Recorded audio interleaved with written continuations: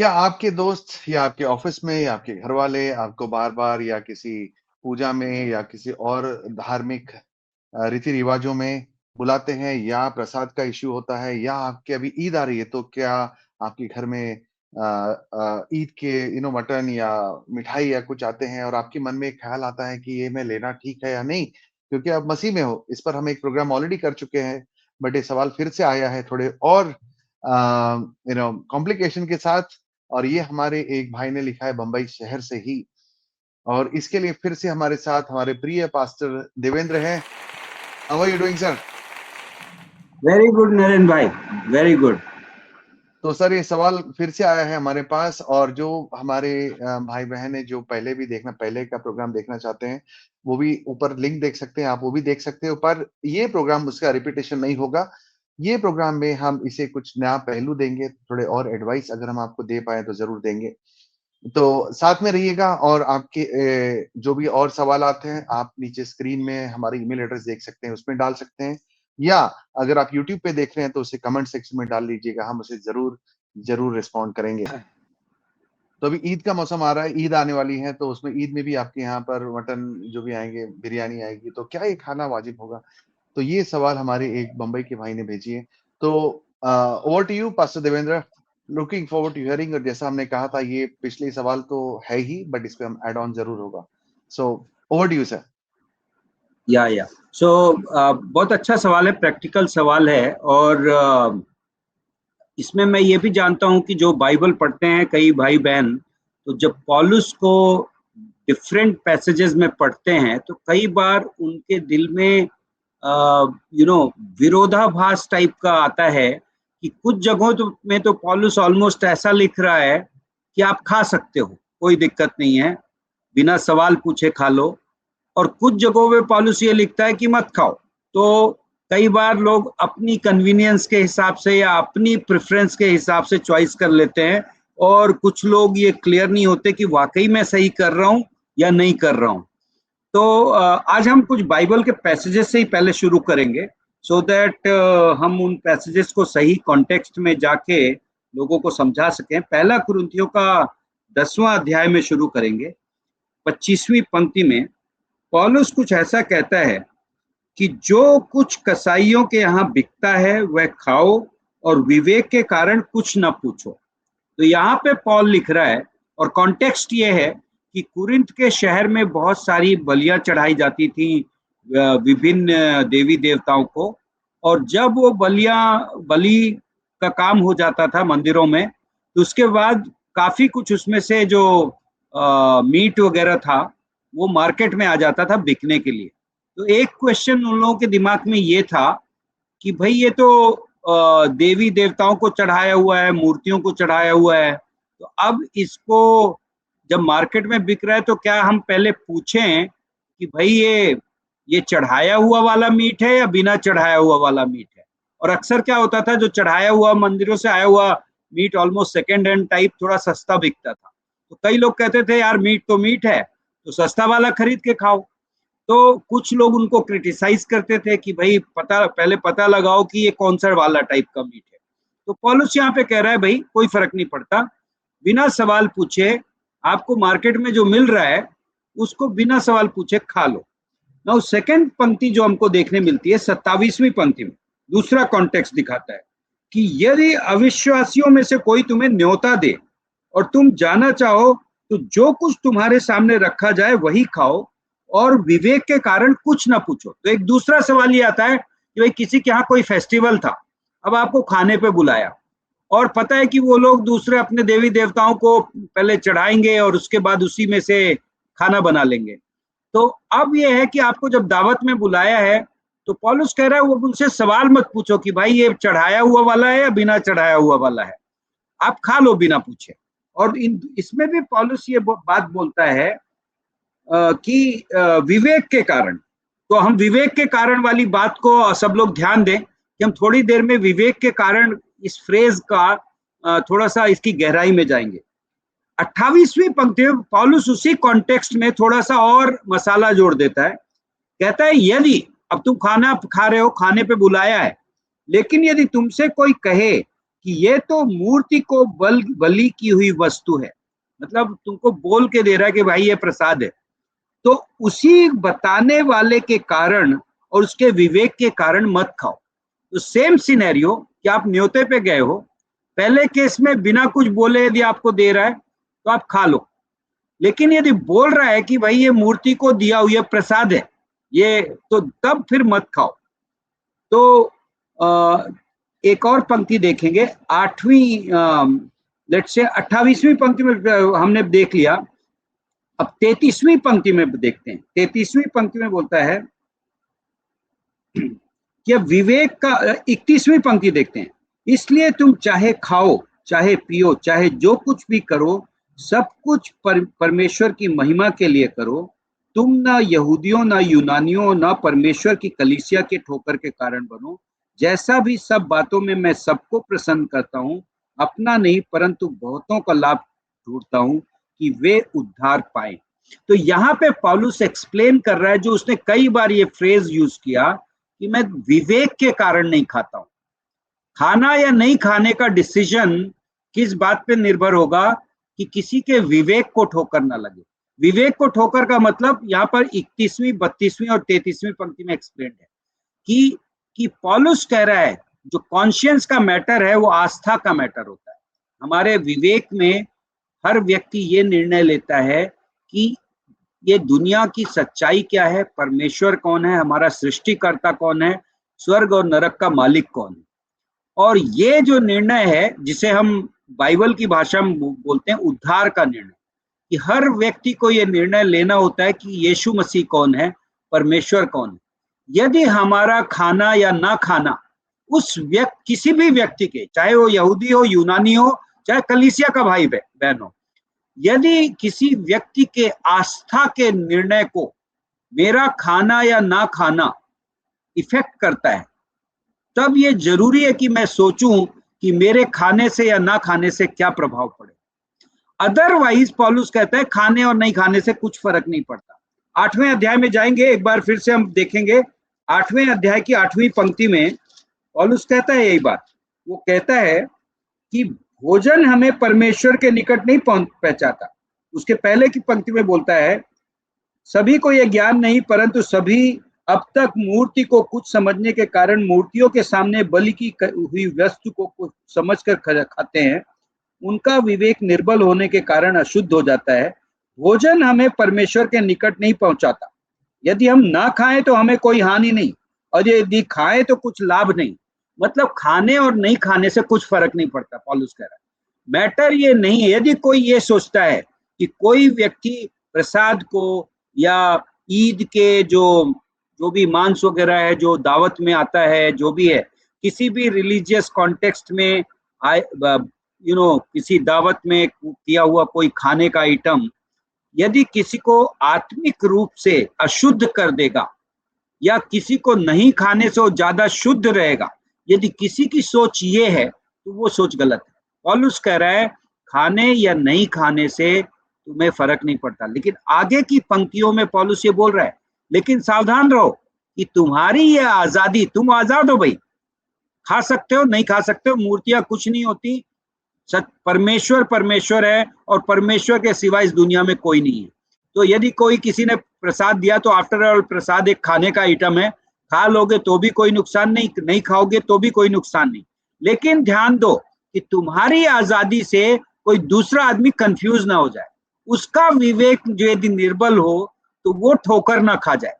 तो पॉइंट ये है कि हमें ये डिसीजन कई बार सामाजिक किसी माहौल में हो सकता है ये दुविधा किसी के सामने आए कि मना करना मुश्किल हो या उस जगह पे कंट्रोवर्शियल ना बनना चाहे, तो यदि आपको खाना पड़ जाए तो मुद्दा वो नहीं है। आपको प्रेयर ये करनी है कि परमेश्वर क्या ये मौका मैं सुसमाचार देने के लिए इस्तेमाल कर सकता हूँ, क्या ये समय यदि मैं खा के दूसरों को मेरी फेथ के बारे में कंफ्यूज कर दूंगा तो क्या इस मौके को मैं इस्तेमाल कर सकता हूँ लोगों को ये बताने में कि मैं यीशु मसीह पे विश्वास करता हूँ और मैं मूर्ति पूजा में विश्वास नहीं करता हूँ, तो इवन तो मैं आपकी इज्जत करता हूँ, मैं आपकी खुशी और आपके समारोह में शामिल होने को आया हूँ, क्योंकि मैं आपका दोस्त हूँ, मैं आपसे प्रेम करता हूँ, मैं आपके सुख और दुख में शामिल हूँ, लेकिन मेरा विश्वास इसमें नहीं, और इस वजह से मैं इसको नहीं खाऊंगा। और यदि आप जानना चाहते हो कि मैं क्यों नहीं विश्वास करता, तो हम इस बारे में बातें कर सकते हैं। तो आई थिंक ये एक चीज है जो पॉलुस एक्सप्लेन कर रहा है। और आप जो भी कोई व्यक्ति इस बात में कंफ्यूज है, उसे हम पॉइंट ये ध्यान देना है कि क्या हम उस मौके को सुसमाचार बताने के लिए इस्तेमाल कर सकते हैं। नरेन भाई, आपका क्या विचार है, आप इस बारे में बताएं, तो फिर उसके बाद हम कुछ और बातें करेंगे।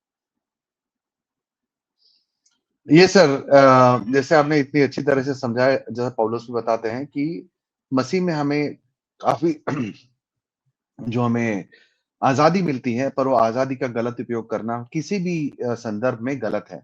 या ये प्रसाद खाओ ना खाओ उसके बारे में तो है ही, बट बाकी चीजों में भी। पर सर, प्रॉब्लम ये है, जो हमारे भाई जो पूछ रहे हैं, वो प्रॉब्लम ये है सर कि अब जैसे ऑफिस में है, हो सकता है कोई अगर कोई मुस्लिम एम्प्लॉयर के लिए काम कर रहे हैं या कोई हिंदू एम्प्लॉयर के लिए काम कर रहे हैं, और तभी उस समय कोई दावत का ये चीज देते हैं या कोई प्रसाद होता है, कोई ऑफरिंग का चीज आता है, उसको तभी कैसे हैंडल कर सकते हैं? क्योंकि उसमें लगता है लोगों को ये आ जाता है कि कि सामने वाला बुरा ना माने। तो अगर उस परिस्थिति में हो, तो उसके लिए एकदम प्रैक्टिकल वे से हम उनको क्या एडवाइस दे सकेंगे? जैसे कि ये फर्ज कर लो कि वो बंदा ऑफिस में है और कोई प्रसाद लेके आता है कि XYZ मंदिर में मैं गया था या तीर्थ स्थान पर गया था, ये लो प्रसाद। तो अभी आपके हिसाब से उसे किस तरह से जवाब देनी चाहिए? बिकॉज़ उस समय अगर आप एकदम प्रैक्टिकली बोलें, तो उस समय बैठाकर उसको सुसमाचार तो नहीं सुना सकते हैं। जो आप बोल रहे हैं वो सही है, बट उस समय ऑफिस में बैठे तो नहीं कर सकते। हो सकता है दोस्त है या कभी बाहर कभी कोई मिल रहा है, तो उसे समझाना बिकम्स ईज़ियर। पर इसमें हम कैसे उसे हैंडल कर सकते हैं? तो एक दो तरीके, एक एक बार हुँ, हमने एक प्रचारक को सुना था, वो भी कॉर्पोरेट लाइफ से आते थे और काफी मजबूत विश्वासी थे, काफी अच्छा प्रचार करते थे। उन्होंने बताया कि जब वो कॉर्पोरेट में काम किया करते थे, तो उनके पास जब कोई लेके आता था, मैंने कभी ट्राई नहीं किया है, मैंने जो ट्राई किया है वो भी बताऊंगा, लेकिन वो बताते थे कि जब भी उनके पास कोई आता था ना, तो वो ये बोला करते थे कि मैं ये नहीं खा सकता, लेकिन मैं आपको बताना चाहता हूँ कि मैं क्यों नहीं खा सकता, यदि आपके पास 2 मिनट हो। और और फिर अक्सर लोग, यदि अपन उनसे ये सवाल पूछें कि मैं क्या आप जानना चाहोगे कि मैं क्यों नहीं खा सकता, तो लोग अक्सर सुनना चाहते हैं। तो और वो एक पोलाइटनेस भी हो जाता है सामाजिक तौर पे, कि यदि हम स्ट्रेट अवे बिना बताए मना करें तो लोगों को, या हम ये बोल के मना करें मैं इसलिए नहीं खाना चाहता क्योंकि मैं क्रिश्चियन हूँ, इतना बोलने से कई बार लोगों के लिए ऑफेंसिव हो जाता है, लोग नाराज हो जाते हैं। लोगों को लगता है कि क्रिश्चियन लोग हमारे हमारे देवी देवताओं की इज्जत नहीं करते, हमारे विश्वास की इज्जत नहीं करते, और इसलिए हमसे प्रेम नहीं करते, और उसके कई सारे अर्थ निकालते हैं। लेकिन यदि कोई बोले कि मैं नहीं खा सकता क्योंकि मेरे उसके पीछे कुछ खास कारण है, मैं आपको बताना चाहूंगा, यदि आपके पास अभी समय हो तो अपन अभी बात कर सकते हैं, नहीं तो आप दूसरों को बांट लीजिए, लेकिन मैं आपको बताना चाहूंगा, आप बुरा मत मानना। मैं मेरे कुछ कारण हैं जिस वजह से नहीं खा सकता, और आपको बताना चाहूंगा, तो शायद आपको भी अच्छा लगेगा। मैं दूसरी तरफ से ये एक चीज ट्राई करता हूँ, और ना कई बार राइट उस मोमेंट में कई बार मौका नहीं लगता। जैसे मैं उदाहरण दूंगा, कई बार आपके पास ऐसे मौके आएंगे, हम जैसे नए घर में शिफ्ट हुए थे, या हमारे इनफैक्ट हम इस घर में रहते थे, हमारे नए पड़ोसी आए, उन्होंने गृह प्रवेश का कार्यक्रम रखा, और गृह प्रवेश के कार्यक्रम में उन्होंने हमें न्योता दिया कि आज हमारे घर पूजा है, आप आ जाइए। तो तो हमने पहली बार तो कुछ नहीं बोला, हमने कहा हम आ जाएंगे, लेकिन हम नहीं गए। लेकिन फिर वो बाद में प्रसाद लेकर आ गए कि ये प्रसाद है हमारे गृह प्रवेश का।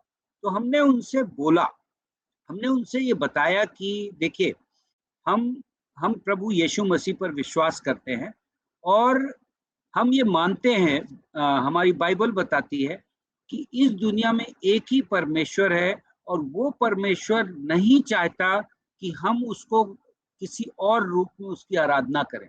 और इस वजह से हम जो आप विश्वास करते हैं हम उसमें विश्वास नहीं करते हैं। अब यदि हम इस प्रसाद को खाएंगे सिर्फ आपको खुश करने के लिए, तो ये सही नहीं होगा। हम आपसे सच का रिश्ता रखना चाहते हैं, हम आपसे ईमानदारी का रिश्ता रखना चाहते हैं। सिर्फ आपको खुश करने के लिए यदि हम ये बात कर लेंगे तो ये अच्छी बात नहीं होगी। तो इसलिए हम आपसे ऑनेस्ट रहना चाहते हैं, ईमानदारी से बात करना चाहते हैं, क्योंकि हमारी आस्था इसमें नहीं। हमारी आस्था प्रभु यीशु मसीह में है और हम उनकी आराधना करते हैं। हम आपकी आस्था की इज्जत करते हैं और इस वजह से हम नहीं खाना चाहते हैं। तो उससे फायदा क्या हुआ मैं आपको बताता हूँ। उसके बाद वो उन्होंने कई बार पूजाएं की। तो वो अब जब भी इनवाइट करने आते हैं हमें, तो हमें वो बोलते हैं कि देखिए हम आपको पूजा में नहीं बुला रहे क्योंकि हमें पता है कि आप इस बात पे आपने एक्सप्लेन किया हुआ है, लेकिन आप डिनर पे आइए हमारे साथ। तो हम कहते हैं बिल्कुल, हम आपके इनफैक्ट हम आप उनके कई बच्चों का कुछ ओकेजन था जिसमें पूजा भी थी। तो उन्होंने कहा कि हमारे बच्चे का ओकेजन है बट हमें पता है आप पूजा में शामिल नहीं होते हैं, तो हमें कोई बात नहीं, लेकिन बच्चे के ओकेजन में आइए। हमने कहा बिल्कुल आएंगे। आए, गिफ्ट भी दिया, उनके साथ खाना भी खाया। तो आई थिंक इवन कई बार अटपटा भी लगता है, तो सही मौका देख के ये चीज एक्सप्लेन कर देना कि मेरा मुद्दा आपके साथ नहीं, मैं आपसे बहुत प्रेम करता हूँ इनफैक्ट, और मैं आपके साथ ईमानदार रहना चाहता हूँ, इसलिए आपसे ऑनेस्ट खुल के बता रहा हूँ। बिना विश्वास के यदि मैं इसमें हिस्सा लूं तो वो एक्चुअली एक हिसाब से धोखा होगा। तो इस वजह से मैं नहीं करना चाहता। तो मुझे ये मेथड ठीक लगता है और ये मेथड हमें मौका भी देता है, क्योंकि कई बार लोग जब जानते हैं कि आप मसीह पर विश्वास करते हैं तो लोगों के दिल में सवाल होता है। कई बार वो सवाल उस वक्त आपसे नहीं पूछते हैं, लेकिन आपने एक बीज डाल दिया। आपने उन्हें ये बता दिया कि मैं सच्चे परमेश्वर से प्रार्थना करता हूँ, उसकी आराधना करता हूँ।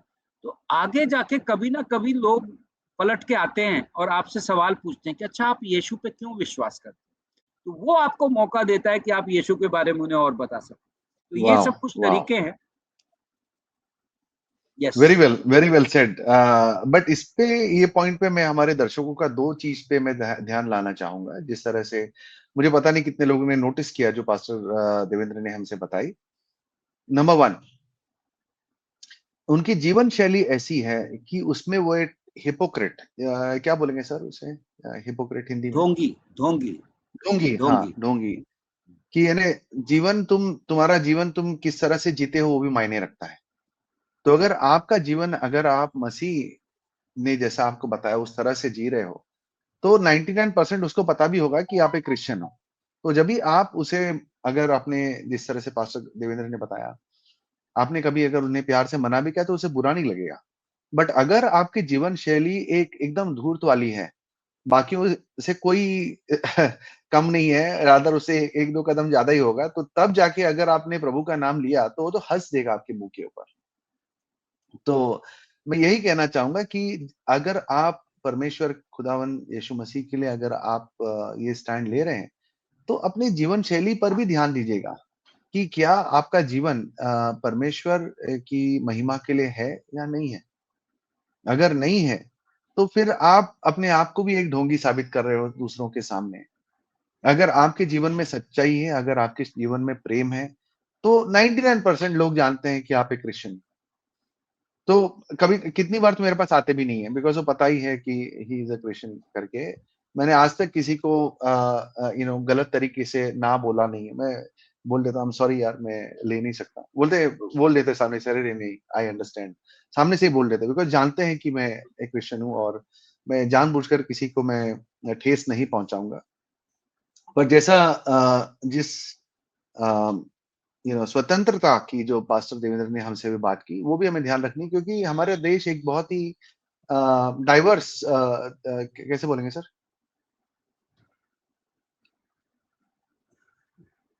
डाइवर्स को क्या बोलेंगे, मतलब विभिन्नता, विभिन्नता से भरा हमारे हुआ। देश में विभिन्नताएं बहुत है, और हमारे देश में हर एक चीज में आपको कोई ना कोई धर्म या कोई ना कोई रिचुअल जरूर मिलेगा। जैसे पास्टर देवेंद्र ने बताया, कोई बच्चे का पूजा है या कुछ वेरियस रिचुअल है या फंक्शन है, जो भी है।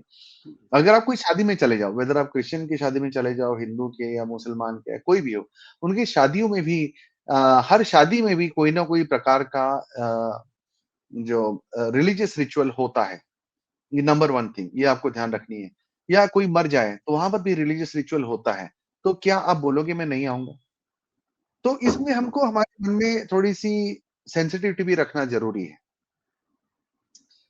कि अगर कोई गुज़र गया है, कोई एक्सपायर हो गया, वहाँ पर तो 101 रिलीजियस रिचुअल्स होते हैं, तो क्या आप बोलोगे मैं नहीं आऊँगा? तो ये भी बात आपको सोचनी है। या कोई किसकी शादी हो रही है, तो शादियों में भी जो खाना आता है, मोस्ट ऑफ द टाइम, जैसे हमारे भी या मेरी भी जब मैरिज हुई थी, तो हमारे पास्टर साहब ने भी खाने के ऊपर प्रे किया था। तो वैसे ही कभी अगर मुसलमान होता है, तो उनका मौलाना भी आके यू नो बिस्मिल्लाह करते हैं खाने के ऊपर, या कोई अगर हिंदू है, तो हिंदुओं में भी उनका होता है। तो क्या आप शादी में जाओगे, बोलेंगे नहीं मैं खाना नहीं खाऊँगा? तो ये सब भी होता है। तो हमें ज़रा सेंसिटिव होना बहुत ज़रूरी है। सब जिस तरह से पौलुस ने कहा है कितनी अच्छी तरह से, कि हमारे हरकतों से, जैसा एकदम कोर ऑफरिंग है, किसी ने कहीं पे कुछ ऑफरिंग दिया है, उसे आप मना कर रहे हो, तो भी कुछ समझ में आता है। बट तो भी आपको सोच समझ के अपने जीवन को टटोलते हुए, परमेश्वर की आत्मा को से गाइडेंस लेते हुए आपको चलना है इसके अंदर। जैसा मैं जैसे जैसे फिर से सर ने जो इतनी अच्छी तरह से समझाई कि अ, परमेश्वर के रूप को सामने रखते हुए, जिस तरह से परमेश्वर का वचन आपको गाइड करता है। जैसे हमारी एक बहुत अच्छी बहन है, बहुत मैंने उनके बारे में 2-3 बार ज़िक्र भी कर चुका है अपने प्रोग्राम में। वो इसमें है, डिज़ाइनिंग डिपार्टमेंट में काम करती है सर। वो भी हमारे चर्च में आती जी, थी। तो एनीवे, जी, और वो भी हिंदू बैकग्राउंड से है। और बात ये है कि वो जो डिज़ाइनिंग डिपार्टमेंट, बहुत बड़ी कंपनी में बहुत अच्छे पोस्ट पर है, सीनियर डिज़ाइनिंग में है। तो जैसा अभी कुछ दुर्गा पूजा ये आ गया है, तो उसे बोला गया कि बड़े-बड़े पोस्टर्स डिज़ाइन करने हैं, सम बिग टाटा के ब्रांड के लिए, सम ब्रांड के लिए डिज़ाइन करने हैं। तो वो दुविधा में थी कि मैं इसे डिज़ाइन कैसे करूँ? क्योंकि देन जो टैलेंट जो मुझे परमेश्वर ने दिया है, क्या मैं उसे ये सब की महिमा के लिए मैं यूज़ कर सकती हूँ? तो वो सब था। तो फिर उन्होंने जाकर अपने बॉस से बात किया, और उनके बॉस थोड़ा उनको दूसरे प्रोजेक्ट में उन्होंने शिफ्ट भी किया। तो जिस तरह से आप परमेश्वर ने आपको आगे बढ़ाया है, उसमें अगर आप आगे बढ़ रहे हो, तो परमेश्वर का हाथ भी आपके साथ रहेगा। बट ऐसा, जैसे मैं हमेशा कहता हूँ, किसी के मन को दुखाते हुए नहीं, जो उस टाइम के सेंसिटिविटी को देखते हुए आपको देखना है। नहीं तो हर चीज़ से अगर आप कट ऑफ हो जाएँगे, जैसे कि मैंने एक भाई को जानता हूँ, जो यीशु मसीह में आए, और लिटरली उन्होंने पूरी तरह से अपने पूरे परिवार से कट ऑफ कर लिया। और जो ये पूरी बहुत ही गलत बात है। यानी वो हिंदू बैकग्राउंड के हैं। और पूरी तरह से, और मैंने उसे बहुत समझाया कि तू ऐसा नहीं कर सकता। क्योंकि जो यीशु मसीह ने हमें इसके लिए नहीं बुलाया कि पूरी तरह से, क्या तेरा फैमिली तुझे टॉर्चर कर रहा है? क्या तेरा फैमिली तुझे बाहर, घर के बाहर फेंका है? बोला नहीं, क्योंकि मैं ऐसा बोल ही नहीं सकता हाँ करके, क्योंकि मैं उसके पापा को भी जानता हूँ। उसके पूरे घर वालों को जानता हूँ। मैं जानता हूँ कि अच्छे लोग हैं। तो मैं बोला उन्होंने कुछ मारा-वारा तेरे को, कुछ धमकी दी, जान से मार दिए, कुछ हुए कि तू घर छोड़ के जा रहा है? बोला नहीं, वो यीशु मसीह में विश्वास नहीं करते। बोला नहीं यार, ये दिस इज़ वेरी रॉन्ग। तुम ऐसे पूरी तरह से कट ऑफ हो जाओगे। दिस इज़ यीशु मसीह ने हमें बुलाया है इस दुनिया के नूर बनने के लिए, इस दुनिया की नमक बनने के लिए, कि आपके थ्रू पूरी दुनिया में स्वाद आए, आपके थ्रू दुनिया में पूरी रोशनी रहे। और आप ही जाके ग्लास के अंदर दुबक के बैठ रहे हो, तो फिर क्या फ़ायदा हुआ? फिर आप किसको सुसमाचार, जैसा इतनी अच्छी तरह से पास्टर देवेंद्र ने बताया कि फिर वो सुसमाचार दे पाएँ। जब आप ऐसी हरकतें करोगे, इतनी तरह से हर लोगों से अगर आपने कट ऑफ कर लिया, तो आपसे सुसमाचार सुनेगा कौन? सबसे बड़ी बात है, क्योंकि उस टाइम तक जब ये आप बोलने भी जाओगे, तो लोगों को घिन आएगी, जो आप परमेश्वर का वचन भी अगर बोलने जाओगे। तो ये थोड़ा सोच समझ कर आपको आगे बढ़ना है। Anyways, over to you. या सो अच्छी बातें कही नरेंद्र भाई आपने। और एक आई थिंक उसी उसी चीज को आगे बढ़ाते हुए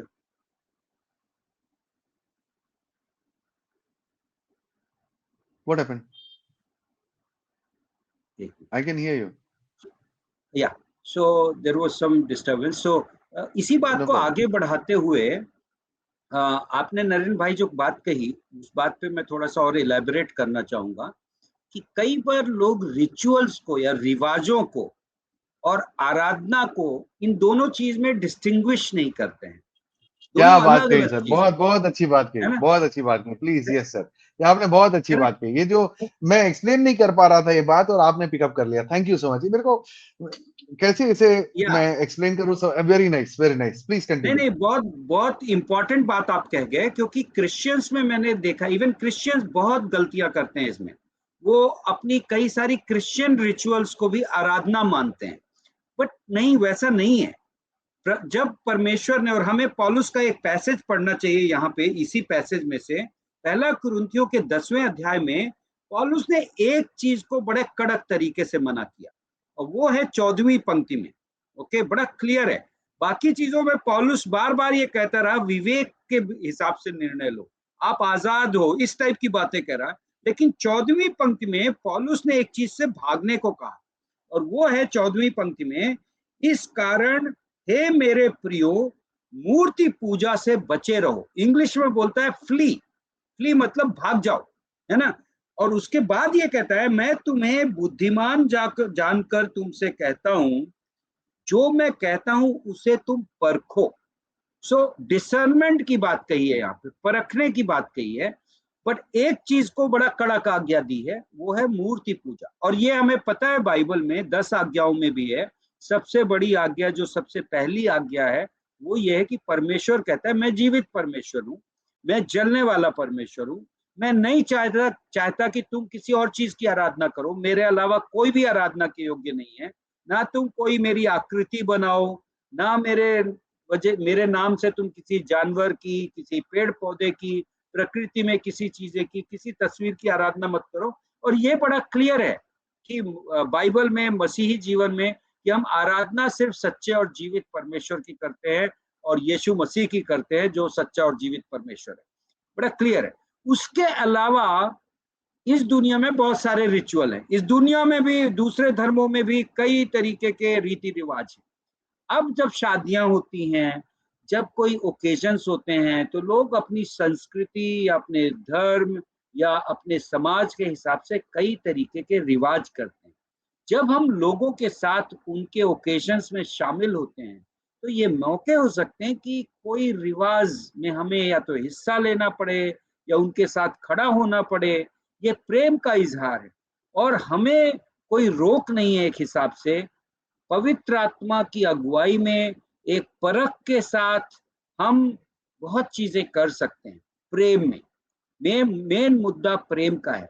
यदि हम प्रेम का इजहार करना चाहें, यदि हम लोगों के साथ खड़े होने का इजहार करना चाहें, यदि हम वफादारी का इजहार करना चाहें, दोस्ती का इजहार करना चाहें, तो इसमें कोई कॉम्प्रोमाइज नहीं है कि हम उनके साथ उनका साथ दें, एज लॉन्ग एज, जब तक हम ये इंश्योर करें कि हम खुद मूर्ति पूजा में शामिल नहीं हो रहे। यस, कई सारे रिवाज किसी धर्म पर आधारित हो सकते हैं, लेकिन यदि वो अपने आप में मूर्ति पूजा नहीं है, तो हमें आजादी है। और हम कई बार, जैसा पौलुस ने कहा पहला कुरिन्थियों में, कि मैं यूनानी के लिए यूनानी बन गया, मैं और किसके लिए, यहूदी के लिए यहूदी बन गया। जब हडसन टेलर चाइना गया, तो उसने पोनी टेल रख ली, और चाइनीज नाम अडॉप्ट कर लिए मिशनरीज ने, और चाइनीज कपड़े पहनने लगे। क्यों? क्योंकि प्रेम, यदि हमें प्रेम का इजहार करना है, और हमें लोगों तक सुसमाचार लेके जाना है, और हमें यदि ये इच्छा है कि लोग परमेश्वर को जाने, तो हमें उनके साथ, उनके दिल को छूना पड़ेगा, उनको, उनके साथ प्रेम और दोस्ती का इजहार करना पड़ेगा। हमें ये दिखाना पड़ेगा कि हम आपके साथ खड़े हैं। और इसके लिए हम बहुत सारी चीजें कर सकते हैं, और करना चाहिए, क्योंकि हम जिस जगह पे हैं और जिस समाज में हैं, हम ऑड मैन आउट होके नहीं जीना चाहते। ये क्रिश्चियन की कॉलिंग नहीं है। क्रिश्चियन की कॉलिंग ये है कि हम लोगों के बीच रह के, उनके साथ रह के, हम उन मसीह को हमारे जीवन के द्वारा और अपने वचनों के द्वारा प्रकट करें, और हम उनके पास सुसमाचार इस तरह से ले जा सकें कि वो खुले हों, और वो हमारी आशा का कारण जानना चाहें, और हम मसीह को उनके पास तक ले जा पाए। तो मुख्य बात यह है कि हमें ये डिसीजन करना है कि हम कोई मूर्ति पूजा नहीं कर रहे हैं, लेकिन हम बाकी बहुत चीजें कर सकते हैं। हम लोगों के कार्यक्रम में हिस्सेदार हो सकते हैं, हम लोगों की खुशी में हिस्सा ले सकते हैं और हम लोगों के साथ प्रेम का इजहार कर सकते हैं। ओवर टू यू नरेंद्र भाई। बहुत ही अच्छा, मीन्स मैं भी काफ़ी कुछ सीख रहा आपने बोलते हमेशा की तरह। सो मुझे उम्मीद है कि हमारे दर्शकों को भी ये पसंद आया होगा जो हमने कहा, कुछ समझ आया होगा। और अंत में मैं कहूँ तो जैसा अगर मैं मेरी कंपनी है खुद की, तो जब मैं जॉब भी अभी करता था, तो अगर मैं या कोई क्लाइंट के इधर हूँ और वहाँ पर कुछ पूजा चल रहा है, कुछ और चल रहा है, तो जैसे कि ऐसा कुछ पूजा चल रहा है तो वहाँ पर वो जूता पहनकर नहीं जाते हैं वो एरिया में। तो मैं उसे रिस्पेक्ट करते हुए मैं भी जूता नहीं पहन के अंदर जाऊँगा। उसका मतलब ये नहीं है कि मैं वहाँ पे माथा टेकने जा रहा हूँ। बट उसका मतलब ये है कि मैं तुम्हारी भावनाओं की इज़्ज़त करता हूँ। भले ही मैं तुम्हारी भावनाओं में बिलीव नहीं करता, बट मैं तुम्हारी भावनाओं की इज़्ज़त करता हूँ। या वो हिंदू हो, मुसलमान हो, सिख हो या जो भी हो, यानी बुद्धिस्ट हो, जैन जो भी हो, मेरे को फ़र्क नहीं पड़ता हो। मैं बट हर धर्म की मैं इज़्ज़त ज़रूर करूँगा। भले ही मैं उसमें विश्वास ना करूँ। तो ये बात आपको याद रखनी है, लोगों को ये समझ में आना है कि आप उनके धर्म का मज़ाक नहीं उड़ा रहे हो। आप अपने आप को बड़ा, उनको छोटा, अपने आप को अलग, उनको कुछ निचला, जैसे इस्लाम में होता है, कि जो बोलते हैं ना, जैसा पेगन्स बोल देते हैं, तो दारुल इस्लाम, इस्लाम, दारुल हरब, दारुल इस्लाम मीन्स हाउस ऑफ इस्लाम, यानी इस्लाम का घर और बाहर वालों का घर, काफ़िरों का घर। तो हमको काफ़िर समझते हैं, वैसा नहीं लगना चाहिए। अगर आपने उनसे प्रेम नहीं कर पाए, तो आप उन्हें सुसमाचार क्या देंगे? बट ये जो आपका जो प्रेम भी है, वो आपके दिल से आना चाहिए, क्योंकि लोगों को समझ में आता है कि यानी आप हर इंसान को हर अक्रॉस द बोर्ड हर समय आप टोपी नहीं लगा पाओगे। लोगों को समझ में आएगा कि आपका जो प्रेम है, वो सुपरफिशियल है या वाक़ई में दिल से है। और जब उन्हें दिखेगा कि आपके लिए उनका प्रेम, सॉरी, उनके लिए आपका प्रेम सच में है, दिल से है, तो वो भी आपकी फीलिंग्स का रिस्पेक्ट ज़रूर करेंगे। और कभी अगर आपने कोई चीज़ के लिए मना भी किया, तो वो बुरा नहीं मानेंगे, क्योंकि वो जानते हैं कि आप उनका मज़ाक नहीं उड़ा रहे हो। That is the most important thing. तो shall we close sir? Yes, yes, yes. So thank you again. हमें उम्मीद है कि आपको ये प्रोग्राम पसंद आया होगा। ज़रूर आपके सवालात दीजिए, सर्कुलेट कीजिए दूसरे चर्चेस में भी, बिकॉज़ ये बहुत ही अहम सवाल हैं। और अगले एपिसोड में फिर मिलेंगे, तब तक के लिए खुदा आपको और आपके परिवार को सुरक्षित रखे। God bless you. Thank you sir.